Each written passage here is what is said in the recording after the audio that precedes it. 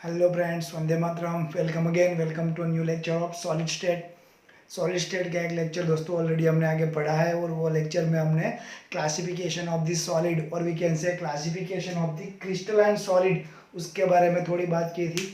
आज दोस्तों मैं एग्जैक्ट बात करने वाले which solid are known as a crystalline and which one are known as a amorphous solids. Okay, और उससे रिलेटेड ज़्यादातर केस में यहाँ से एमसीक्यू ही निकलेंगे या फिर वन लाइनर क्वेश्चन ही हो सकते हैं। यहाँ पे बोर्ड एग्जाम में राइटिंग में क्रिस्टलाइन और एमोर्फस सॉलिड आने की पॉसिबिलिटी कम है, बट फिर भी हमको ये पढ़ना है। एंड मोर ओवर यहाँ से जो किस तरह से एमसीक्यू निकल सकते हैं उसको हम किसे शॉर्ट बना सकते हैं उसके लिए लास्ट में हम एक टेबल डिस्कस करेंगे, but before that crystalline and the amorphous solid. Okay, ऐसे तो दोस्तों कल हमने बात की थी that crystalline solid is more systematic then amorphous. अगर इन दोनों की कंपैरिजन करें then we can say crystalline solid are more systematic solids. उसमें जो अरेंजमेंट होती है, arrangement of the particular representative unit like ions हो सकते हैं, मे बी मेटल्स पार्टिकल हो सकते हैं, उन सब का जो अरेंजमेंट है वो सिस्टमेटिक है। बट फिर भी हम ये कह सकते हैं crystalline solid in which the constituent particle have a definite order arrangement are called crystalline solid. So हम ये कह सकते हैं उसका जो ऑर्डर है that is very much definite और ज्यादा डिफाइनाइट है। Then a crystalline solid consists a large number of small crystals, each them having a definite characteristic geometrical shape.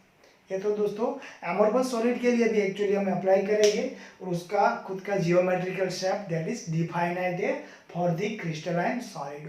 और जो रीअरेंजमेंट की बात करते हैं, the rearrangement of this type of solid is somehow more systematic that you can see in the diagram। आप diagram में somehow देख सकते हो, उसको ऑब्जर्व कर सकते हो। then you can see in a crystal, which type of crystal? Crystalline solid. In a crystal the arrangement of a constituent particle like atom, molecules, ions is ordered। और comparison में कैसे होते हैं? Much order and repetitive in three dimensions. इसको पूरा three dimensions में याद रखना है। उसका जो रिपीटेशन अरेंजमेंट है, repetition arrangement that is in the three dimension. हमने ऑलरेडी यहाँ पे दोस्तों डायग्राम में वो देखा था। Clear? Then if we observe the pattern in one region of the crystal, we can predict accurately the position of the particle in any other region of a crystal, however far may be from the place of the observation। in a simple language आप crystalline solid को ठीक से observe कर सकते हो, फिर आपका distance from the observation region आप चेंज करते हो, इट डजंट मीन उसके अरेंजमेंट चेंज होगा। वो एकदम क्रिस्टल क्लियर उसका अरेंजमेंट जो था वही दिखने को मिलेगा अगर आपकी पोजीशन अप एंड डाउन होती है। So systematic arrangement is there, वही बात यहाँ पे दोस्तों रिपीट होती है। Then we can say it has a long order which means, अभी ये दोस्तों देखने वाली बात है।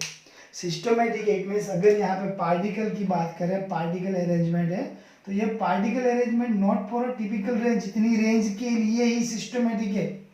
आफ्टर सम रेंज वो सिस्टमेटिक नहीं रहेंगे, ऐसा नहीं कह सकते। इसकी जो अरेंजमेंट रेंज है वो बहुत लॉन्ग चेन तक एज इट इज रहती है। So we can write it has a long order which means that 3 is a regular pattern of arrangement of a particles which repeats itself periodically over the entire crystal। फिर से दोस्तों अगर यही बात को repeat करना चाहो तो हम ये कह सकते हैं if we talking about crystalline solid, अगर हम क्रिस्टलाइन सॉलिड की बात करते हैं तो उसके जो पार्टिकल्स है, कॉन्स्टिट्यूएंट पार्टिकल्स, और पीरियोडिकली रेगुलर ही रहेंगे फॉर अ लॉन्ग रीजन, बहुत लॉन्ग रीजन तक वो in the entire crystal, in short पूरे क्रिस्टल में उसका अरेंजमेंट कैसा रहेगा? रेगुलर ही रहेगा। That we have to remember. Then some more property about the crystalline solid. Crystalline solid have a sharp melting point। दोस्तों कहीं ऐसे सॉलिड होते हैं उसको कौन से टेम्परेचर पे आप मेल्ट कर पाओगे, कौन से टेम्परेचर पे एग्जैक्ट मेल्ट होगा या नहीं होगा, या कितने प्रोपोर्शन में होगा, वो एक क्वेश्चन ही रहता है। बट अगर हम बात करते हैं क्रिस्टलाइन सॉलिड की, उसमें अरेंजमेंट फिक्स है, that's why we can say इन सब का मेल्टिंग पॉइंट फिक्स होता है, sharp melting point by the crystalline solids. Okay, crystalline solid have a sharp melting point and at characteristic temperature they melt abruptly and become a liquid.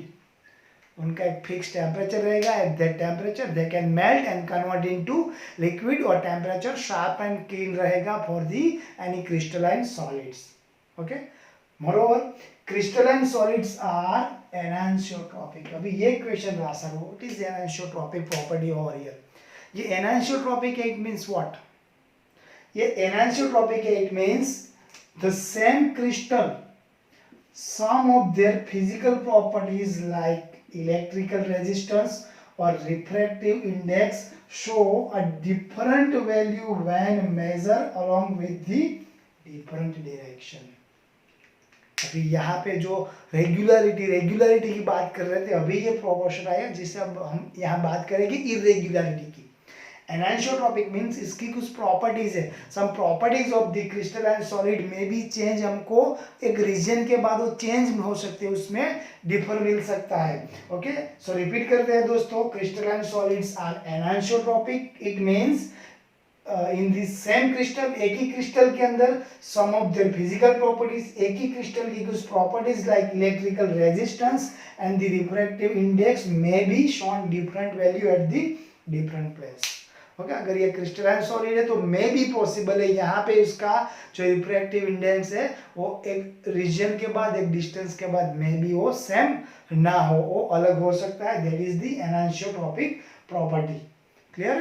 Then there are some example for the crystalline solid, they are nothing but the NaCl, quartz etc, they are nothing but the crystalline solids। okay, तो ये बात हुई दोस्तों crystalline solid की। यही general information अभी हम लेने जा रहे हैं for the amorphous solid. Okay friends, after crystalline solid now it's time to learn about amorphous solid. अभी थोड़ी बात होने वाली है एमोर्फस सॉलिड के बारे में।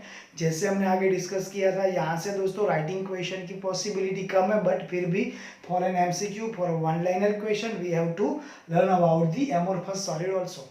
और ये फिर दोनों सॉलिड को हम कंपेयर करेंगे विद दी टेबल, जो हमारे लिए काफ़ी इजी होगा। But before that amorphous solid, जैसे बात की थी क्रिस्टलाइन में रेगुलरिटी ज़्यादा थी, यहाँ पे रेगुलरिटी नहीं है, इरेगुलरिटी है। So we can write the term amorphous, I repeat, the term amorphous is derived from the Greek word amorphous meaning no form. Amorphous का खुद का मीनिंग ही यही होता है, there is no form, there is no regularity. So we can write a solid in which there is irregular arrangement of constituent particles are called amorphous solid। जैसे crystalline में हम रेगुलरिटी पे ज्यादा फोकस करते थे, उसी तरह दोस्तों यहाँ पे एमोर्फस में हम कह सकते हैं irregularity. You can see in the diagram also, आपको डायग्राम में भी दोस्तों यहाँ पे दिख रहा है irregularity is more than regularity. So आगे बढ़ते हैं। देन अगर रीअरेंजमेंट की बात करें, the arrangement of the constituent particles like ion हो सकते हैं, उसके डायपोल हो सकते हैं, arrangement of the constituent particle in such a solid has only short range order. जो रेगुलरिटी की ऑर्डर रेंज है वो शॉर्ट है, मतलब एकदम लंबे तक के ये रेगुलर नहीं हो सकते, उसके अरेंजमेंट में चेंज हो सकता है, जैसे डायग्राम में अभी हमने देखा था। Thus, regular periodically repeating pattern is observed over a short distance only। जो रेगुलरिटी की बात करते हैं, जो पीरियोडिकली रीअरेंजमेंट की बात करते हैं, वो हमको एक शॉर्ट डिस्टेंस तक ही देखने को मिलेगा। उसके बाद सिस्टम चेंज, थोड़े टाइम के बाद फिर से सिस्टम चेंज, जो डिस्टेंस कैसा होगा, रेगुलर डिस्टेंस कम होगा। Then regular patterns are scattered and in between arrangement is disordered, sorry. Okay, so यहाँ पे क्या हो जाएगा, डिसऑर्डर हो जाएगा, सिंपल, जैसे हमने ऊपर बात की। Some example for the amorphous solid are glass, rubber etc। glass and rubber are nothing but the example of the amorphous solids।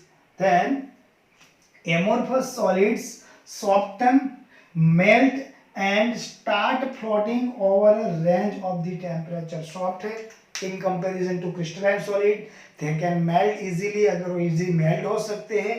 There is no sharp melting point, जैसे क्रिस्टलाइन में था ऐसा कोई sharp melting point नहीं है, और कोई specific range temperature पे they can flowing also. Sir ये तो लिक्विड की प्रॉपर्टी है, इसमें लिक्विडाइजेशन फ्लूइडिटी हो सकती है, they are pseudo liquid. But अगर फ्लूइडिटी की कंपैरिजन करो लिक्विड के साथ तो उतना ज्यादा फ्लूइडिटी नहीं हो सकती, but they can fluid and can be molded and blown into a various shape. They can molded, they can change in the various shape with the temperature, with the pressure also. Okay. Then amorphous solids have same structure feature as liquid. जो structure feature liquid में होते हैं वही यहाँ पे होते हैं. That's why मैंने फ्लूइडिटी की अभी बात की थी. And are conventionally regarded as a extremely viscous liquid. Actual में अगर टेम्परेचर प्रेशर मेंटेन किया जाए तो उसको हम लिक्विड में एक्सट्रीमली विस्कस, एकदम ज्यादा एकदम गाढ़ा हो ऐसा लिक्विड में कन्वर्ट इजीली कर सकते हैं. So actually they are not true solids, और ट्रू सॉलिड्स नहीं है. Clear? They may become crystalline at some temperature. Yes, तो ज्यादातर केस में तो लिक्विड फॉर्म में आ सकते हैं. They are not a true solid, but अगर किसी amorphous solid को आप crystalline में convert करना चाहते हो, there is a specific range of temperature is there. They may become crystalline at some temperature. Some, for example, some gaseous object from ancient civilizations are found to be milky in appearance because of the some crystallization. So, example is there. जैसे हमने बात की, कोई fix condition पे उसको हम crystalline में convert कर सकते हैं. This is just for an information. आगे बढ़ते हैं. The amorphous solids, I repeat, amorphous solid have a tendency to flow like a liquid. Fluidity की बात यहाँ से रिपीट हुई.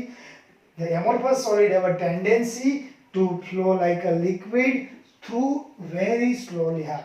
फ्लूइडिटी की पॉसिबिलिटी है, बट इतना फ्लूइड नहीं हो सकता जितना ऑर्डिनरी लिक्विड होता है, but possibility is there. That's why हम ये कह सकते हैं they are nothing but the pseudo solid. They are not a true solid.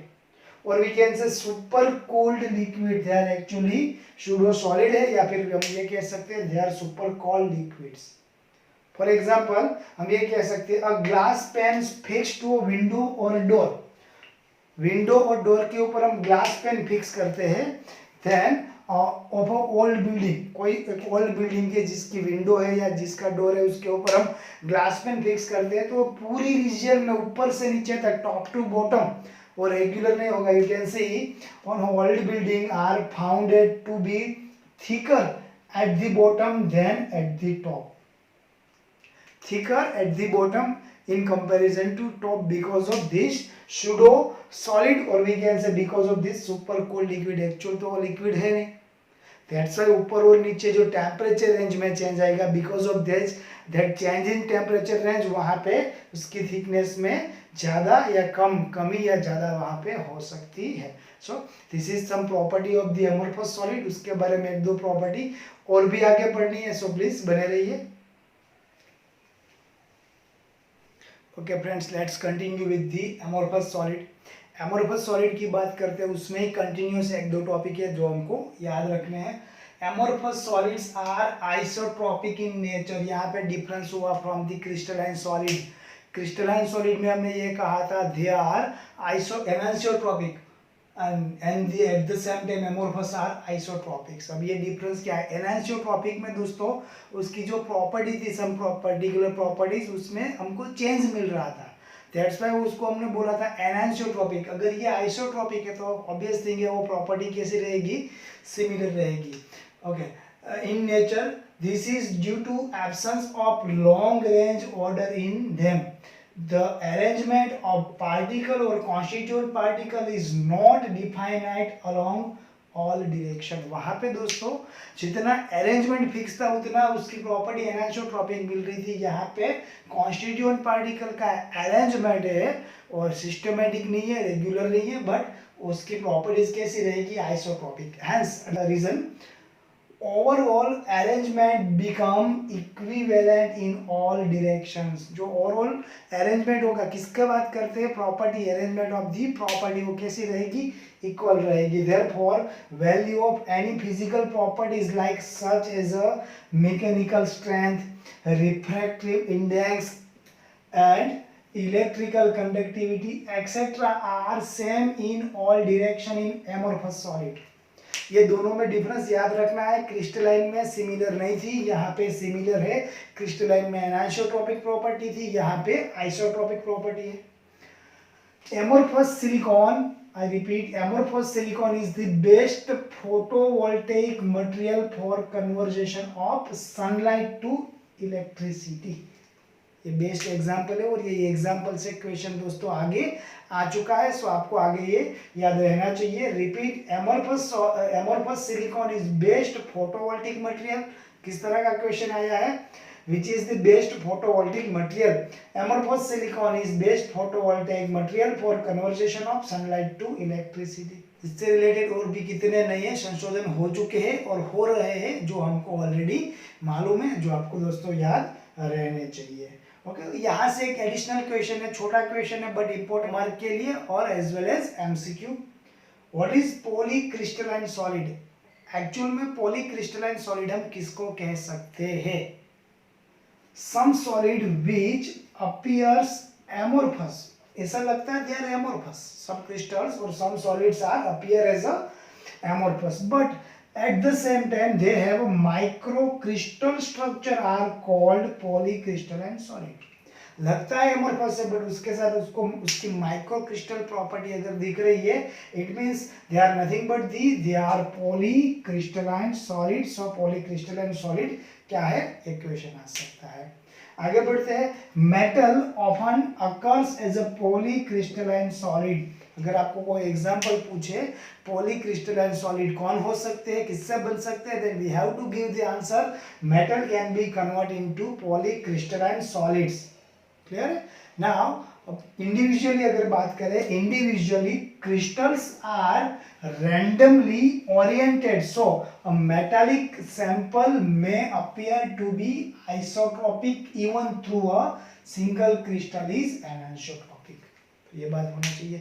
अगर सिंगल क्रिस्टल उसका एनाइसोट्रोपिक प्रॉपर्टी कंटेन करता है और उसका सम लेते हैं, उसका कॉम्बिनेशन लेते हैं, may be possibility because of its random arrangement, उसकी इंडिविजुअल अरेंजमेंट की वजह से अगर सिंगल क्रिस्टल एनाइसोट्रोपिक है, may be combination should be isotropic also. ये बात दोस्तों याद रहनी चाहिए। This is for the polycrystalline solid. एक छोटा सा क्वेश्चन है जो आपको याद रखना है। अभी आपने ये दोनों क्वेश्चन में एक बात गौर की होगी, आइसोट्रोपिक और एनाइसोट्रोपिक। आई मीन टू से एनाइसोट्रोपी और आइसोट्रोपी पे थोड़ा यहाँ पे फोकस ज्यादा किया है। सो एक अलग से दोस्तों छोटा सा क्वेश्चन यहाँ पे लेने की ट्राई की है, एनाइसोट्रोपी एक्चुअल क्या है और हमको क्रिस्टलाइन सॉलिड में जो एनाइसोट्रोपी दिखने को मिल रही है एक्चुअली वो किस तरह से कंसिस्ट कर सकते हैं। सपोज ये हमारे पास कोई क्रिस्टल है और क्रिस्टल के जो एटम्स है और we can say constituent particles है वो अरेंज हो चुके हैं। अभी आपको यहाँ पे क्रिस्टल क्लियर दिख रहा है, there are two types of particles are there. ये फर्स्ट टाइप के पार्टिकल है जिसके ऊपर अभी मैं डॉट कर रहा हूँ और सेकंड वन आपको क्रॉस किए हुए दिख ही रहे हैं। अभी हम यहाँ पे दो क्लीवेज, दो लाइन सपोज करते हैं और उसके बाद देखेंगे किसमें रेगुलरिटी किस तरह की कंटेंट होती है, उसके अकॉर्डिंग हम एनाइसोट्रोपी है या नहीं है वो कह सकते हैं। अगर किसी भी डायरेक्शन में आप एक लाइन ड्रॉ करो, इमेजिनेशन लाइन ड्रॉ करो, सपोज करो, और सिमिलर अरेंजमेंट अगर आपको मिले और अगर वहाँ पे आपको क्या करना है, चेंज करना है, तो सिमिलर चेंज पॉसिबल हो, वहाँ पे मॉलिक्यूल चेंज करना है, सिमिलर मॉलिक्यूल अगर चेंज हो सके, अगर सब कुछ सिमिलर हो तो हम ये बोलेंगे वहाँ पे आइसोट्रोपी है। बट अगर डायरेक्शन चेंज होने के साथ वहाँ पे अगर हमको जो सिस्टमेटिक अरेंजमेंट जो चेंज हो रहा है वो अलग मिले, डिफरेंट मिले, इट मीन्स एनाइसोट्रोपी है। सपोज ये फर्स्ट डायग्राम जो हम ड्रॉ कर रहे हैं point A to point B, अगर point A to point B में आप रीअरेंजमेंट करते हो तो आपको सिमिलर पॉइंट, सिमिलर मॉलिक्यूल आप क्या कर सकते हो, उसके साथ वर्क कर सकते हो, मे बी उसको चेंज करो या फिर उसको रीअरेंज करो, या दूसरे आप देख सकते हो ये सिमिलर ही है in the range with point A to B. But अगर दोस्तों बात करें point C to point D, तो ये रेंज में आप देख सकते हो यहाँ पे दो रैंडम है, A type material B A B अलग अलग है। अगर इक्वली मिलते कोई भी रेंज में कोई भी डायरेक्शन में इक्वली मिलते हैं then we can say isotropic nature is there. अगर अलग अलग भी मिल सकते हैं then it means anisotropic nature is there. So ये छोटा सा एक क्वेश्चन है जस्ट फॉर इंफॉर्मेशन। मे भी अगर एग्जाम में आए तो किस तरह से लिखना है ये भी मैंने आपको यहाँ पे दे रखा है। अभी दोस्तों जैसे हमने बात की थी amorphous solid and the crystalline solid, उसके लिए एक टेबल डिस्कस करना है जो आज के लेक्चर का हमारा की पॉइंट होगा। उसके ऊपर से यहाँ से ज्यादातर क्वेश्चन आ सकते हैं। ओके फ्रेंड्स, फाइनली की पॉइंट ऑफ द लेक्चर, आज के लेक्चर का main question differentiate crystalline solid and the amorphous solid. तो कुछ पॉइंट जो दोस्तों हमने पढ़े थे particular in the language of the properties, उन दोनों से किस तरह से डिफरेंशिएट कर सकते हैं वो देखते हैं। पहले प्रॉपर्टी की बात करें शेप की। शेप अगर क्रिस्टलाइन सॉलिड की बात करें then we can say definite characteristic geometrical shape is there, क्योंकि वहाँ पे अरेंजमेंट कितना कैसा है, रेगुलर है। बट अगर बात करें एमोर्फस सॉलिड की there is no regular shape, irregular shape is there. Then about the melting point, जैसे हमने आगे डिस्कस किया था crystalline solids have a sharp and characteristic melting point, but amorphous solid की बात करें gradually shorten over a range of the temperature, उसका कोई शार्प मेल्टिंग पॉइंट नहीं हो सकता। अबाउट द क्लीवेज प्रॉपर्टी, अगर दोस्तों हम कोई क्रिस्टलाइन सॉलिड को कट करें when cut with a sharp edge tool they split into two pieces, the newly generated surface are plain and smooth। जैसे कोई आप इरेजर को कट करो कोई टूल से तो फिर से आपको दो अलग पीस मिलेगी और उसकी जो सरफेस रहेगी वो प्लेन होगी और स्मूथ होगी, अगर बात करते क्रिस्टलाइन की। But if we talking about amorphous solid when cut with a sharp edge tool they are cut into pieces with irregular surface, वहाँ पे रेगुलरिटी नहीं मिलेगी because of irregular arrangement of the constituent particles। Then what about the heat of fusion? Crystalline solid have a definite and characteristic enthalpy of fusion. At the same time amorphous solid do not have a definite enthalpy of fusion। फिर से दोस्तों reason वही है, irregularity of the arrangement। Then what about the anisotropy? Anisotropy पे हमने काफी focus किया है। Anisotropic in nature, crystalline solids are anisotropic in nature. At the same time, amorphous solids are isotropic in nature. Then अगर nature की बात करें, nature wise वो सॉलिड है या एक्चुअल सॉलिड नहीं है, then we can say crystalline solids are true solid but amorphous solids are pseudo solid, और we can say super cooled liquids as we discussed। Last and the important point, order in arrangement of constituent particle। अगर long range की बात करें तो crystalline solid में हम long range order मिलेगा, they are more systematic then amorphous.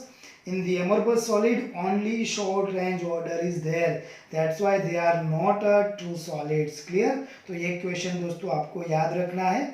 आगे के लेक्चर में हम सॉलिड क्रिस्टलाइन और एमोर्फस के अकॉर्डिंग थोड़ा आगे बढ़ेंगे।